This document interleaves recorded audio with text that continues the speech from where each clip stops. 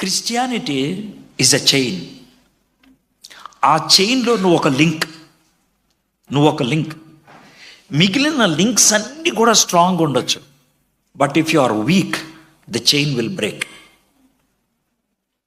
నువ్వు అనుకోవచ్చు అందరూ స్ట్రాంగ్ ఉన్నారు కదా అని. Yes, they are strong, but you are the weak link.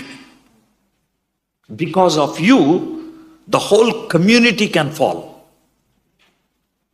So అది నాకు వచ్చినటువంటి థాట్ నెంబర్ 1. థాట్ నెంబర్ 2 ఏంటంటే, Christianity is a kind of a relay race. Relay రేస్లో నలుగురు ఉంటారు, బ్యాటర్ని పట్టుకొని పరిగెడుతూ ఉంటారు. ఒకడు పరిగెట్టుకుని వెళ్ళి రెండో వాడికి ఇస్తే వాడు పట్టుకొని మూడో వాడి దగ్గరికి వెళ్తాడు. Imagine you are the third guy అనుకుందాం. ఫస్ట్ మీ గ్రాండ్ ఫాదరు, సెకండ్ మీ ఫాదరు, థర్డ్ నువ్వు, ఫోర్త్ యువర్ సన్.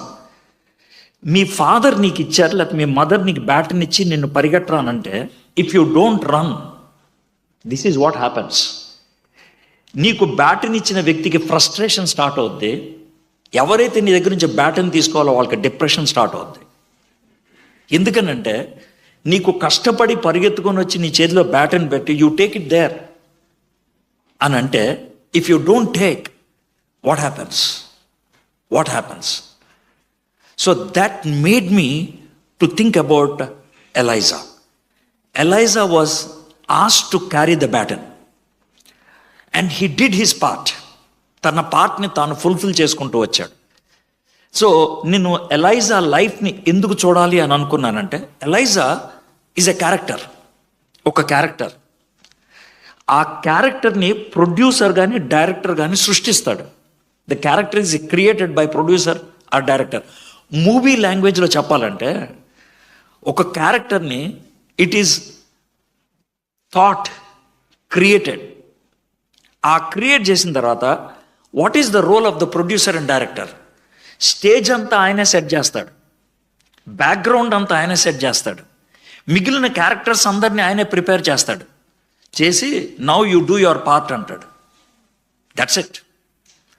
సో మన చుట్టూ ఉన్నటువంటి క్యారెక్టర్స్ ఉన్నారే, ఆ క్యారెక్టర్స్లో విలన్స్ ఉండొచ్చు, ఆ క్యారెక్టర్స్లో మన సపోర్టర్స్ ఉండొచ్చు, ఆ క్యారెక్టర్స్లో జస్ట్ పాస్ చేసేవాళ్ళు ఉండొచ్చు.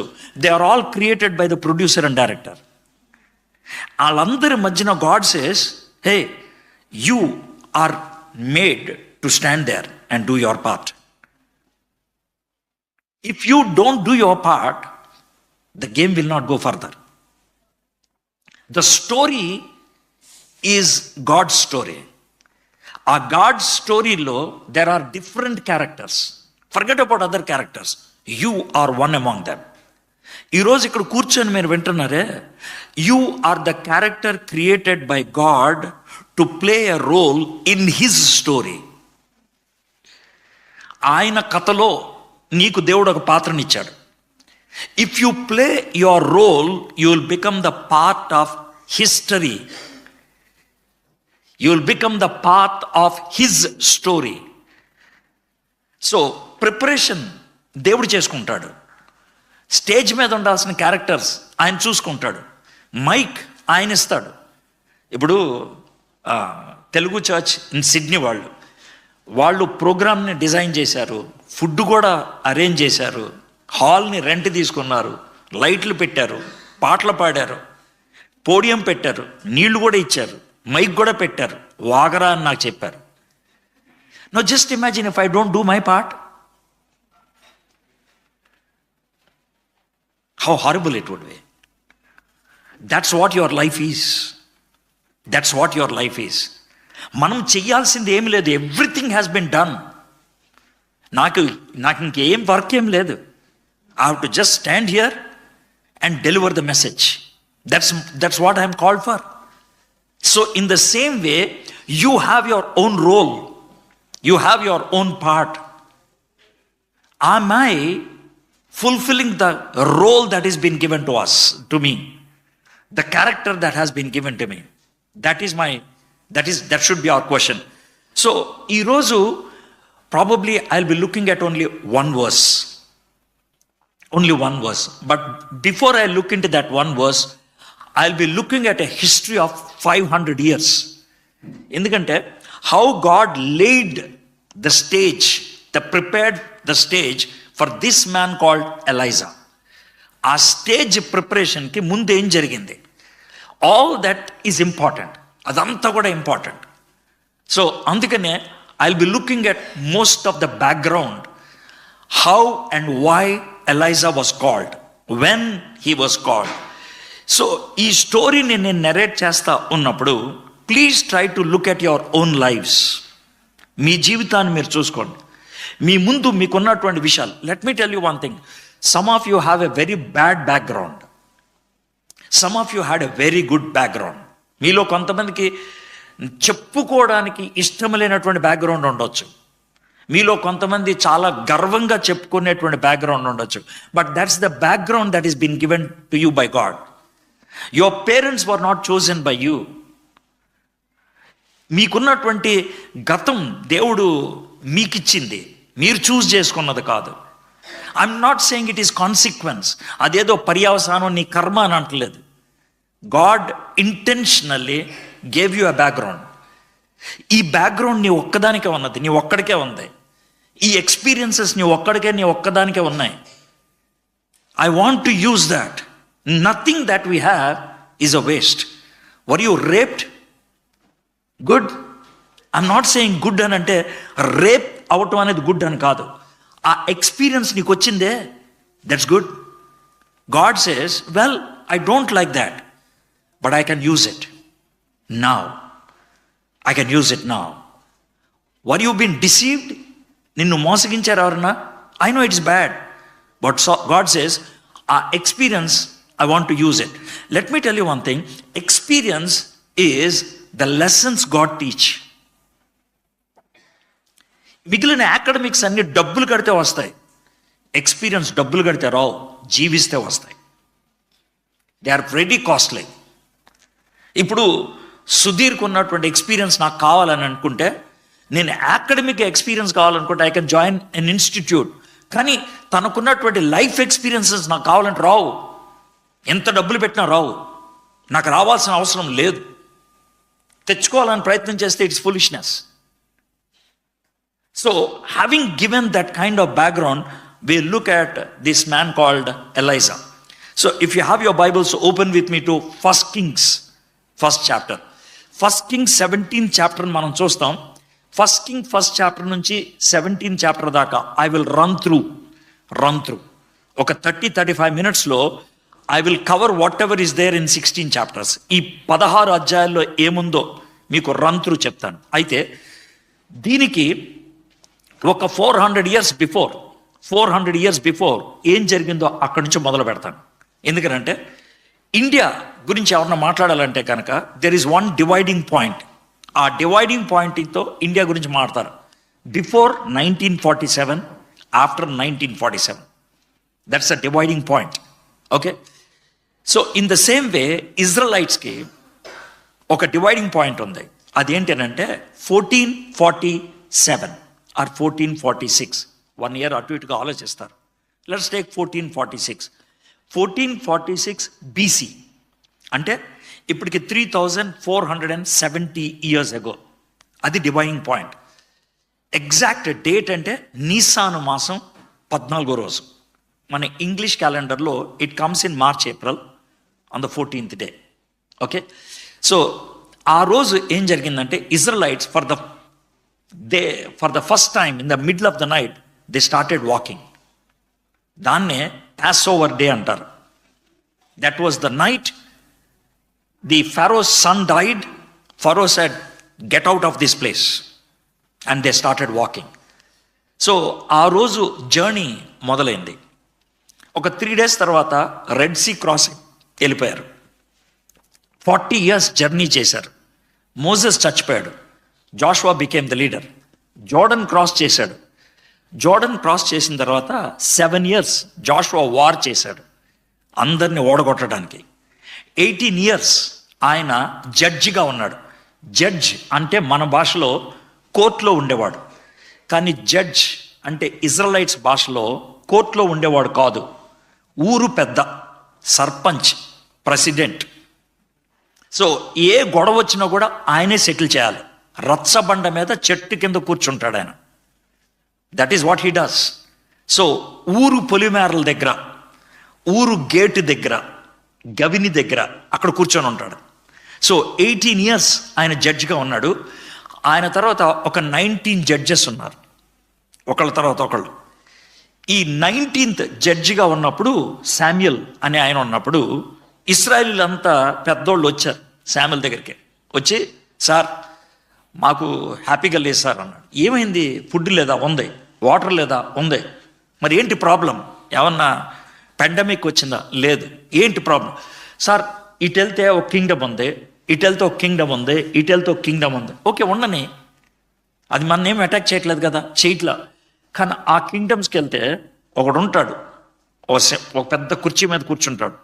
ఆయన కాలు ఇలా పైన పెట్టుకుంటాడు. ఆయన ఇలా చెయ్యి ఇలా ఊపితే కనుక చాలామంది అది ఇది తీసుకొని వస్తారు. ఇక్కడ అంతే, ఇక్కడ అంతే. మనకి ఎవడు లేడు అలాంటోడు. Oh you mean king? Yeah king. ఎందుకురా మీ కింగ్ ఎందుకు అన్నాడు. మాకు కావాలి సార్, వాడుంటే ఒక ఐడెంటిటీ ఉంటుంది, వాడు ఒక సెలబ్రిటీ ఫిగర్, వాడిని చూసుకోవచ్చు మేము, వాడి ద్వారా మాకు ఒక ఐడెంటిటీ వస్తుంది, వి వాంట్ ఎ కింగ్ అని అంటే, no no no, it is very bad, you should not have king. Why God is our king. మరి గాడ్ని మీకు కనబడట్లేదు కదా, మాకు కనబడే కింగ్ కావాలి. కనబడే కింగ్ వస్తే మీకు ప్రాబ్లమ్స్ వస్తాయి. What will be the problem? I can tell you 2 problems. Okay, tell. Problem number 1 ఏంటి తెలుసా? Imagine you have a daughter. Yeah, I have daughter, I have a daughter, I have to good. మీ daughter age ఎంతదో నాకు సంబంధం లేదు. She might be 10 years old or she might be 40 years old. If she is beautiful, suddenly one fellow says, my daughter is beautiful. Do you know what happens? That man says, I want that. And he takes away. ఎంతమందిని తీసుకుంటాడు? 1000 మందిని తీసుకోవచ్చు, 10,000 మందిని తీసుకోవచ్చు, ఎవడు ఆపలేడు. You cannot stop. All your beautiful daughters will be his wives or concubines or use and throw products. Oh, the second problem. Me field మంచి yield ఇచ్చింది, ఇస్తే రే 50% నాకు పంపించే అంటాడు. సార్ అని అంటే, లేపేంట్రా మొత్తం మనం తీసుకుందాం అంటాడు. You got my point? So that is the problem with the king అని అంటే, నో నో నో, అవన్నీ మేము హ్యాండిల్ చేసుకుంటాం, మాకు కింగ్ కావాలి, మాకు కింగ్ కావాలి అని గొడవ పెడతా ఉంటే దేవుడు శామ్యుయల్తో అంటాడు, ఎందుకు నువ్వు అంత వరి అవుతావు? వాళ్ళు కింగ్ కావాలన్నారు కదా, వాళ్ళు రిజెక్ట్ చేసి నిన్ను కాదు నన్ను, నేను ఇస్తాను కింగ్ అని కింగ్ని ఇచ్చాడు. The first king who started ruling them was Saul. 1050 BC నుంచి 1010 BC దాకా 40 years ఆయన రూల్ చేశాడు. ఆయన చచ్చిపోయిన తర్వాత డేవిడ్ వచ్చాడు. 1010 BC నుంచి 1070 BC దాకా ఆయన కింగ్గా ఉన్నాడు David. So I'm now coming to first kings. ఈ ఫస్ట్ కింగ్స్ ఎప్పుడు స్టార్ట్ అవుద్దంటే when David was 69 years. Okay, every chapter నేను ఒక చిన్న నెరేషన్ లాగా చెప్తాను, ఒక స్టోరీ లాగా చెప్తాను. And I will show you 1 verse. And నేను చెప్పేది కరెక్టా కాదా అంటానికి ఆ 1 verse చూస్తే కనుక నేను చెప్పిన స్టోరీలో సెంట్రల్ వర్డ్ దాంట్లో కనబడుతుంది అన్నమాట, కాన్సెప్ట్. ఓకే, డేవిడ్ వాజ్, ఇప్పుడు నా ఫస్ట్ కింగ్స్ ఫస్ట్ చాప్టర్లోకి వచ్చాను. David was about 69 or 70 years. Okay, చాలా ఓల్డ్ మ్యాన్ అయిపోయాడు. ఆయన కూర్చొని ఉన్నాడు. ఒక పనోడు వచ్చాడు, రాజుగారు మీ భార్య మీతో మాట్లాడుతుందంట అని అన్నాడు. యూజువల్గా మనం అయితే కనుక అవునా రమ్మని చెప్పని అంటాం, కానీ డేవిడ్ అలా అని ఉండడం. ఆయన ఒక స్ట్రేంజ్ క్వశ్చన్ వేసి ఉంటాడు, మనకి స్ట్రేంజ్ అది, ఆయనకు కాదు అది. ఏ క్వశ్చన్ ఏంటంటే, ఏ భార్య? ఎందుకంటే మనోడు చాలామంది ఉన్నారు కాబట్టి. అని అంటే అప్పుడు చెప్తారంట బెత్షెబా అని అంటే, బెత్షెబా కమ్స్. ఆమె వచ్చేటప్పుడే తెలుగు సీరియల్లో ఉండేటువంటి యాక్టర్ లాగా ఏడ్చుకుంటూ వస్తుంది, చీర కొంగుతో తుడుచుకుంటూ. ఆవిడ చూడంగానే మనోడు ఇరిటేట్ అవుతాడు. అయ్యి ఏంటి ఏమైందని అంటే, కూర్చొని అయ్యగారు 2 నిమిషాలు మీతో మాట్లాడతాను. చెప్పు చెప్పు కూర్చో. ఏంటి అంటే, మనం యవ్వన వయసులో ఉన్నప్పుడు పాపం చేసాం, ఇప్పుడు అది అవసరమా జ్ఞాపకం చేసుకోవటం? లేదు సార్ చెప్తున్నాను. అయితే ఆ పాపం చేయటం బట్టి ఓ బాబు పుట్టాడు. అవును పుట్టాడు, వాడు పోయాడు కదా. అట్లా కదా, వాడికి జబ్బు వచ్చినప్పుడు మీరు 1 వారం రోజులు ఉపవాసం ఉన్నారు, ఇంకేం చేయమంటావు, నేను చేశాను కదా. అట్లా కాదండి, ఆడు చచ్చిపోయిన తర్వాత దేవుడు మనల్ని క్షమించాడంటానికి ఓ బాబునిచ్చాడు. అవును ఆడేగా సాలమను. అవును, అయితే మీరు వాడు పుట్టినప్పుడు ఒక మాట చెప్పారు. ఏం చెప్పాను మర్చిపోయారా? చెప్పు, గుర్తులేదు అంటే, వీడే నా తర్వాత కింగ్ అని చెప్పారు. చెప్పాను కరెక్టే, మరి ఇప్పుడేంటి ప్రాబ్లం ఏంటి? ఆడెవడో ఇంకోటి కింగ్ అయి కూర్చున్నాడు, ఆడు ఇప్పుడు ఎట్లాగా అని ఏడుస్తూ ఉంటుంది. అంటే అప్పుడు డేవిడ్ చిన్న ప్రశ్న అడుగుతాడు, నీకు ఇదంతా ఎవరు చెప్పారు అంటే, నాకు గుర్తొచ్చింది నాతాను కూడా చెప్పాడా అని పిలవండి అంటే నాతాను వస్తాడు. నాతాను ఏదో నా భార్యకి చెప్పామంట, సార్ విషయం ఇంపార్టెంట్ సార్ అందుకే చెప్పాను. ఛానల్ ఏదైతే స్ట్రాంగ్ ఉంటుందో అక్కడికి వెళ్ళాను. మీరు పాపం చేసినప్పుడు నేను డైరెక్ట్గా వచ్చా, కొడుకుని స్టేజ్ ఎక్కించాలంటే ఎవరిని తీసుకురావాలో వాడిని తీసుకొచ్చా. సో అయిన తర్వాత సరే ఇప్పుడు ఏం చేస్తాం, పిలు అని పిలిచి వాడికి పట్టాభిషేకం చేసేయి అని అన్నాడు. సో చాప్టర్ 1 ఒకవేళ గుర్తుపెట్టుకుంటే సొలొమన్ రాజుగా పట్టాభిషేకం చేయటం. Okay, I will read 1 verse, first chapter 17 verse. నా ఏలినవాడా, నీవు నీ దేవుడని యెహోవా తోడని నీ సేవకురాలనైన నాకు ప్రమాణం చేసి, అవశ్యముగా నీ కుమారుడైన సొలొమోను నా వెనక ఏలువాడై నా సింహాసనం మీద ఆసీనుడనని సెలవిచ్చితివే. ఇది చాప్టర్ 1. సో చాప్టర్ 2కి వచ్చేసాం. సొలొమన్ డేవిడ్ చాలా ముసలోడు అయిపోయాడు, ఇక చచ్చిపోయే టైంకి వచ్చేసింది. వచ్చినప్పుడు సొలొమన్ పిలవండి అని అంటారు. వచ్చాడు. డాడీ ఎలా ఉన్నావు, ట్యాబ్లెట్స్ అవి వేసుకుంటున్నావా, సిరప్స్ అవి టైంకి అందుతున్నాయా, మెడిసిన్స్ అవి బాగానే ఉన్నాయా, బాగున్నాయిరా, ఏంటి పిలిచారంట, బాబు కూర్చోరా కొంచెం నీతో మాట్లాడాలి. డాడీ నీకు ఆరోగ్యం అంత బాగాలేదు, అవసరం ఇప్పుడు లేదురాయనా, ఇది చాలా ఇంపార్టెంట్ రా, కూర్చున్నాక బాబు మరే నీకు ఒక విషయం చెప్పాలరా, కొంచెం పెయిన్ఫుల్గా ఉంటుంది కానీ చెప్తాను విను. నాకు అప్పుడు 24 అట్లా ఉంటుందిరా ఏజ్. నేను పొలంలో గొర్రెలు కాసుకుంటా ఉన్నాను. అంతలోకి మీ మామయ్య గుర్తున్నాడా, అదే యాకోబు కదా, గుర్తున్నాడు. వాడు పరిగెత్తుకుంటూ వచ్చాడు రా, వచ్చి అది దావీదు నాన్న పిలుస్తున్నాడు రా అని అన్నాడు. ఏమైందిరా, గొడవ ఏమన్నా అవుతుందా అని అన్నా. గొడవ ఏం లేదురా, ఎవరో పెద్ద ఆయన ఒక ఆయన వచ్చాడు సామేలుని, మీ బ్రదర్స్ అందరినీ బయట నుంచో పెట్టాడు రా, ఆయన ఏదో పూజలు చేస్తున్నాడు ప్రార్థనలు. అవునా, ఈజ్ ఎవ్రీథింగ్ ఓకేరా, అర్జెంటుగా మీ నాన్న నేను రమ్మన్నాడు అని అంటే, రే కొంచెం నా గొర్రెలు చూడండిరా, డాడీ పిలిచారంట అని మనోడు వెళ్ళాడు. డేవిడ్ అక్కడికి వెళ్ళం కానీ ఇంట్రడక్షన్ లేదు, ఏమీ లేదు. శామ్యూల్ పరిగెత్తుకుంటే డేవిడ్ దగ్గరికి వచ్చి నెత్తి మీద నూనె పోసేసి ప్రార్థన చేస్తూ ఉంటాడు. ఈయనకేం చేయాలో అర్థం కాలేదు. అయిపోయిన తర్వాత శామ్యూల్ గారు ఇదంతా ఏంటో నాకు చెప్తారా అని అంటే, చెప్తానయ్యా అంటే, దేవుడికి సౌలు మీద కోపం వచ్చిందయ్యా, నెక్స్ట్ ఇంకో రాజుని కోరుకున్నాడు, అది నువ్వే అని అంటే, అవునా సార్, దేవుడికి నా మీద అసలు ఎలా కనుదృష్టి పడింది, చెప్తాను మరే కొంచెం నీకు హర్టింగ్ ఉంటుంది కానీ చెప్తాను అన్నాడు. సరే చెప్పమన్నా. దేవుడు ఏమన్నాడంటే, మీ నాన్నగారి పేరు చెప్పి జెస్సీ వాళ్ళ కొడుకుల్లో ఒక కొడుకు అన్నాడు. ఏ కొడుకో దేవుడు నాకు చెప్పలేదు, అందుకే మీ నాన్నగారిని అందరిని కొడుకులు నుంచోబెట్టమన్నా. అందరిని నుంచోబెట్టాడు. అందరి మీద చేతులు పెట్టానయ్యా, ఎవరు కాదంటున్నాడు దేవుడు. మీ నాన్నగారిని ఒక ప్రశ్న అడిగా, బాబు ఇంకెవరిని కొడుకులు ఉన్నారా అని. మీ నాన్నగారు లేరు అనేశారు. డేవిడ్కి ఎలా ఉంటుందో ఆలోచించండి. నేను గట్టిగా అడిగాను, no God will not make mistake అని అంటే, ఒకడున్నాడులే గొర్రెలు కాసుకుంటున్నాడు అని అంటే, అప్పుడు పిలిపించారు. Can you understand the mindset of David at that time? His own father rejected him. His own father did not identify him as his son. అయితే సొలొమన్కి ఈ మాటలు చెప్తూ ఏడుస్తూ ఉంటే, డాడీ తాతయ్య అలా చేశారా, కాదులేరా అంటే, నీకు ఎందుకు చెప్తానంటే, ఈ రాజ్యం నేను సాధిస్తే వచ్చింది కాదురా, సంపాదిస్తే వచ్చింది కాదురా, దేవుడిచ్చాడు. అది నీ చేతుల్లో పెడుతున్నాను, I'm giving it to you. కాబట్టి చాలా కేర్ఫుల్గా దేవునికి నమ్మకంగా ఉంటూ నీ చేయాలరా. This is what his final instruction was. I'm reading verse 3, 2nd chapter. నీ దేవుడైన యెహోవా అప్పగించిన దాన్ని కాపాడి ఆయన మార్గములను అనుసరించిన ఎడల నీవు ఏ పని పూనికొనినను ఎక్కడ తిరిగినను అన్నిట్లో వివేకంగా నడుచుకుందు. మోషే ధర్మశాస్త్రంలో రాయబడిన దేవుని కట్టడలను, ఆయన నియమించిన ధర్మమంతటిని, ఆయన న్యాయ విధులను, శాసనములను గైకొనుము. సో ఇది ఇన్స్ట్రక్షన్ చెప్పి డేవిడ్ కొన్ని రోజులు చచ్చిపోయాడు. ఇప్పుడు ఐఎమ్ రీడింగ్ 12th verse. అప్పుడు సొలొమోను తన తండ్రి అయిన దావీదు సింహాసనం మీద ఆసీనుడాయను, అతని రాజ్యము నిలకడగా స్థిరపరచబడిన. సో చాప్టర్ 1 పట్టాభిషేకం, చాప్టర్ 2 ఆయన రాజు అయిపోవటం. ఓకే, చాప్టర్ 3 ఇది కొన్ని మంత్స్ తర్వాత జరిగింది. ఏంటనంటే, గిబియోను అనే ప్రాంతంలో ఒక లోన్లీ ప్లేస్ లాగా ఉంటుంది. అక్కడికి వెళ్ళి సొలొమన్ ప్రేయర్ చేసుకుందాం అనుకుంటాడు. So he started praying. So తనకి తెలిసినటువంటి జూయిష్ ప్రేయర్ ఏంటంటే, father God of Abraham, God of Jacob, God of Isaac, God of my daddy, ఇలాగ ప్రేయర్ చేస్తూ ఉంటుంటాడు. ప్రార్థన చేస్తూ ఉంటే సడన్గా he heard a voice, Solomon. ఎవరిది? సోలమన్, నన్ను పిలిచావు కదా. ఓ, మా నాన్నగారు తండ్రి, మా నాన్నగారు దేవుడు. Yeah exactly. చెప్పండి అయ్యా, నాకు నువ్వు నచ్చావయ్యా, నీ ప్రార్థన కూడా నచ్చింది. అయితే నీకేదన్నా కావాలంటే ఒకటి ఇస్తాను. I can give you one thing.